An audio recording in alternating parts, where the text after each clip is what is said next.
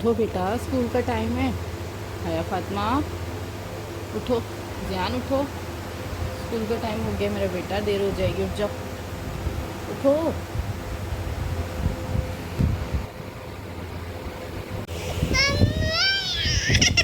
ध्यान सब तो नवाब है, बेड पे ही बैठ के यूनिफॉर्म पहनना होता है, बेड पे ही बैठ के सारा काम करते हैं। ध्यान फटाफट ये करके ना रिवाइज कर लो अपना बेटा।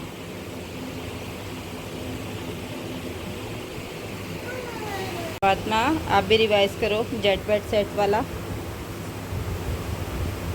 वही आएगा पेपर में, ठीक है। ध्यान बैठने के लिए नहीं बोला, निकालो बेटा। जी तो मैं यहाँ पे नाश्ता बना रही हूँ और आज हया फातिमा की हैप्पी बर्थडे और मैंने उसको याद नहीं करवाया। ध्यान टांगे समेट के खाओ मेरा बेटा, टांगे समेटो।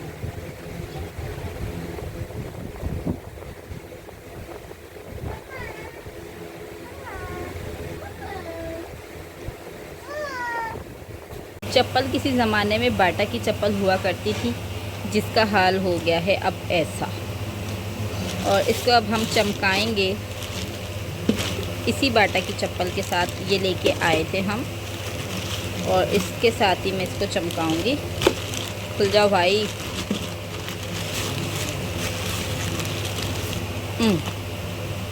तो इसके साथ हम इसको चमकाएंगे और अभी आप देखिएगा मैजिक।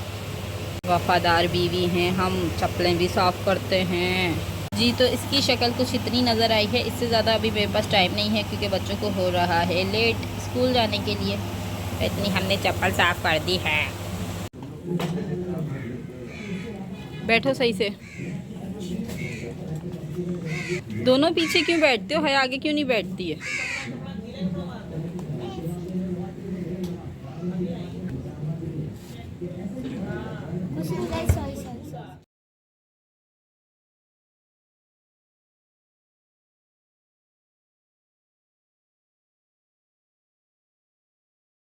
जी गाइस तो यहाँ पर ना मैं अचानक से मेरी तबीयत ख़राब हो गई थी तो हम एमरजेंसी में गए थे। एमरजेंसी वालों ने ना फ़ौरन से टेस्ट लिख के दे दिया था, तो टेस्ट लिख के ना उन्होंने कहा था कि ऊपर से ये टेस्ट होगा, टेस्ट जाके करवाएं।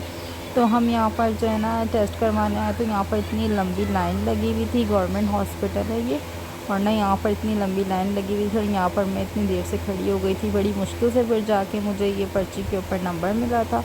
फिर पर्ची लेकर बैठी हुई थी। इस कदर यहाँ पर गर्मी हो रही थी और ऊपर से इंसान की तबीयत ख़राब हो और गर्मी में इंसान यहाँ पर लाइन लगा के बैठा और सारे जितने भी थे ना सब बड़े परेशान बैठी हुई थी, लेडीज़ वगैरह। ज़ाहिर सी बात है सभी कोई शौक़ से तो आया नहीं होता, सब यहाँ पर इसी तरह ही आए होते हैं कि मतलब दवाई वगैरह लेने के लिए, मेडिसिन लेने के लिए आए होते हैं। लेकिन डॉक्टर्स के तो नखरे इस कदर होते हैं ना, डॉक्टर्स के नखरे तो पाए नहीं जा रहे होते बिल्कुल भी। वो मरीज़ों को ऐसे समझ रहे होते हैं जैसे कीड़ा मकोड़े हैं, कोई भी ऐसे हैं कि इनको जैसे मर्ज़ी ट्रीट करें, जैसे मर्ज़ी। मेरा तो फ़र्स्ट टाइम था कि मैं फ़र्स्ट टाइम ऐसे, वरना हमारे यहाँ जो भी होता है ना, कोई भी प्राइवेट क्लिनिक या कुछ भी ऐसा होता है ना, तो मैं वहीं पर जाकर बस वहीं से मेडिसिन ले देती हूँ। आपको मैं यहाँ दिखा रही थी कि ना यहाँ पर ना पंखा भी इन लोगों ने ना, जहाँ पर मरीज़ बैठे हुए थे ना वहाँ पे सारे पंखे बंद किए हुए थे और जहाँ पर डॉक्टर थे ना वहाँ पर सारे पंखे चल रहे थे। बस डॉक्टर्स के लिए यहाँ पर पंखे चल रहे थे और बाकी मरीज़ों के लिए यहाँ पर कोई पंखा नहीं चल रहा था। हम लोग सारे यहाँ पर जो है ना इसी तरीके से ही बैठे हुए थे और इतनी ज़्यादा गर्मी हो रही थी और नंबर आने का नाम ही नहीं ले रहा था। जब से हम लोग बैठे हुए थे, ये सारी लाइनें जहाँ पर मैं बैठी हुई थी मैं वहीं से आपको फोकस करके दिखा रही थी। यहाँ पर जो है ना आगे से पता नहीं किस तरीके से ना जो लेडीज़ थी वो आगे से आई जा रही थी और पीछे से लाइन ख़त्म होने का नाम ही नहीं ले रही थी। इतनी लंबी लाइन थी, मैं पूरे 1.5 घंटे तक बैठी 1.5 घंटा बैठने के बाद जाके फिर मेरा नंबर आया था।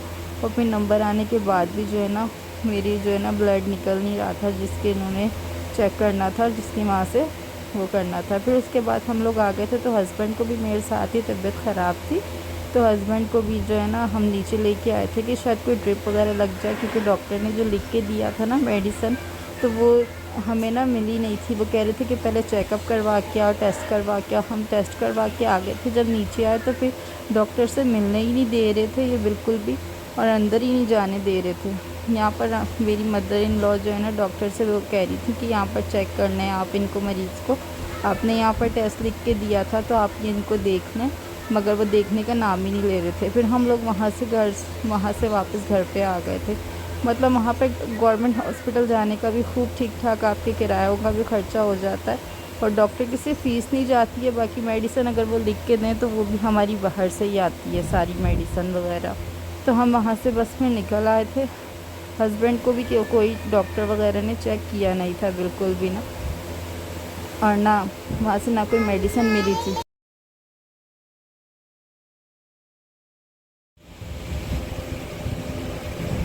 और ये नेक्स्ट मॉर्निंग का है और नेक्स्ट मॉर्निंग में अल्हम्दुलिल्लाह मेरी तबीयत ठीक थी, मगर मैं यहाँ पर जो है ना जूस बनाने लगी थी।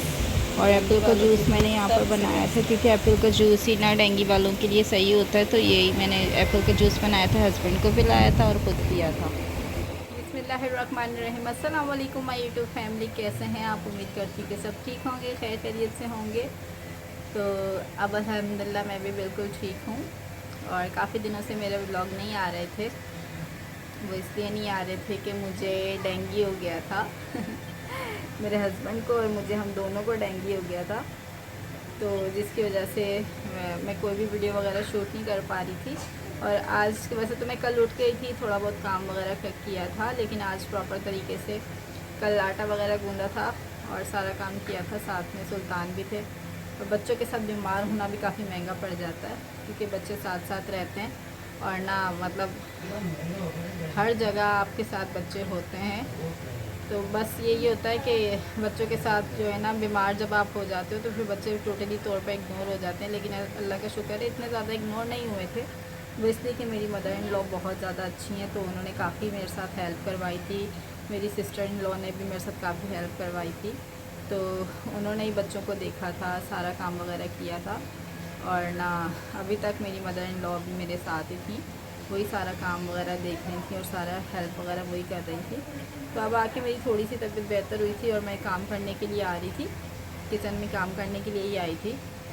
तो बस अभी मैं जब बात कर रही हूँ ना तो मुझे पसीने आ रहे हैं। इसमें ये कि खाना वगैरह ज़्यादा खाया नहीं जा रहा था मेरे से, और ना तबीयत बस बिल्कुल ऐसे डाउन हो गई थी। मेरे हस्बैंड को भी ऐसे ही हो रहा था, उनकी भी जॉब की काफ़ी छुट्टियां हो गई हैं और मेरे साथ भी यही हो रहा था। और अब आके जो है ना मैंने कहा कि भाई कुछ भी हो जाए, काम तो भाई काम है, काम करना पड़ेगा। तो मैं अभी बस बर्तन धोने लगी थी, फिर उसके बाद आटा गूँधूँगी।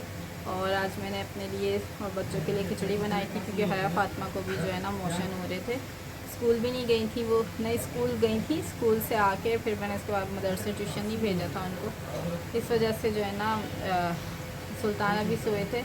तो मैंने कहा कि फटाफट बस आटा वगैरह गूँध लो। और आज तो ज़रूर व्लॉग शूट ज़रूर करूँगी क्योंकि व्लॉग ही मेरा पैशन है, व्लॉग ही मेरा सब कुछ है।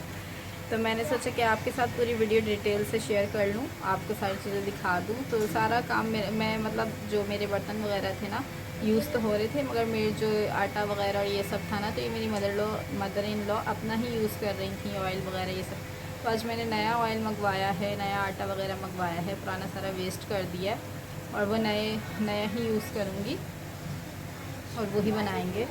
वही मैं अभी आटा मंगवाया है वो डब्बे में डालूँगी, ऑयल डालूँगी और उसके बाद जो है ना फिर आटा वगैरह गूँध के रखूँगी।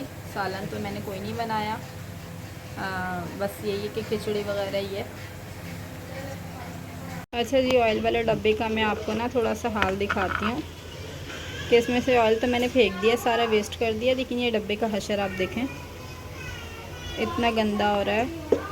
तो अब ये मैं सारा थोड़ा सा क्लीन करके फिर मैं इसके अंदर ऑयल डालूँगी। जी गाइस, तो आटा गूँधने लगी थी मैं, तो इतने ज़्यादा मेरे को पसीने आ रहे हैं, इतने ज़्यादा चक्कर आ रहे हैं। बस आप लोगों से मेरी यही कहना चाह रही हूँ कि भाई मेरे लिए प्लीज़ दुआ कीजिएगा क्योंकि छोटे छोटे बच्चों के साथ जो है ना काम किए बगैर गुजारा बिल्कुल भी नहीं है। तो मैं काम करूँगी तो ही बच्चे कुछ खा सकेंगे, आटा वगैरह गूँधेंगे, क्योंकि बाहर की रोटी कब तक बच्चे अफोर्ड करेंगे। और बाहर की रोटी से पेट भी बच्चों का ख़राब हो रहा है और आदत भी नहीं है ना बच्चों को शुरू से बाहर का खाने की, घर का ही खाते हैं वो। तो इसीलिए बस मैं आटा गूँधने लगी हूँ, इसके बाद बर्तन धोऊँगी। बस आपसे यही अपील कर रही हूँ कि मेरे लिए प्लीज़ दुआ कीजिएगा, अपनी दुआओं में मुझे याद रखिएगा ताकि मैं जल्दी से ठीक हो जाऊँ। ज़ाहिरी तौर पे तो मेरा बुखार उतर गया है, लेकिन जो है ना बुखार उतरने से ना वीकनेस बहुत ज़्यादा मेरे हो गई है, बहुत ज़्यादा वीकनेस हो रही है और ना तो खड़ा भी नहीं हुआ जा रहा है मेरे से। मैं थोड़ा सा काम कर रही हूँ और जाके बैठ जाती हूँ, फिर थोड़ा सा काम करती हूँ तो जाके बैठ जाती हूँ।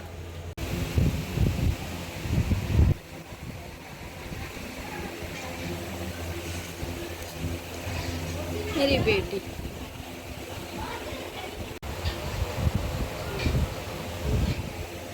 जी गाइस, तो मैंने आटा गूंद लिया है।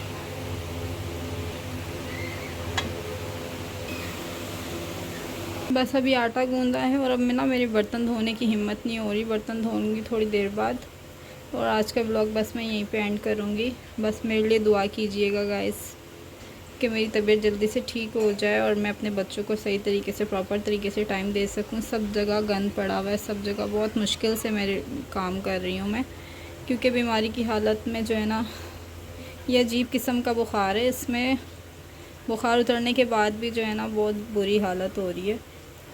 तो बस जी गाइस, तो बस ब्लॉग यहीं पे एंड करूँगी। और हमारे पड़ोसी माशाल्लाह इतने अच्छे हैं ना, उन्होंने मेरे लिए कबाब भेजे हैं और चटनी भेजी है कि तुम्हारी तबीयत ठीक नहीं है, तुम कुछ नहीं बनाना, मुझे पता है तुमने आज खिचड़ी बनाई है। तो उन्होंने मेरे लिए कबाब और चटनी भेजी है। तो बस इसी तरह एक दूसरे का ख्याल रखना चाहिए, एक दूसरे का ख्याल करना चाहिए, क्योंकि यही इंसानियत है और यही ज़िंदगी है कि आप एक दूसरे का ख्याल करते हैं, एक दूसरे को टेक केयर करते हैं। तो इसी से ही इंसान का पता चलता है कि इंसान कैसा है कैसा नहीं है। तो गाइस, बस मैं आज का व्लॉग यहीं पे एंड करूँगी और आपसे इजाज़त चाहूँगी। दुआओं में याद रखिएगा, स्पेशल दुआओं में मुझे याद रखिएगा ताकि मैं जल्दी से ठीक हो जाऊँ और मैं भी आपको दुआओं में याद रखूँगी। अल्लाह हाफ़िज़।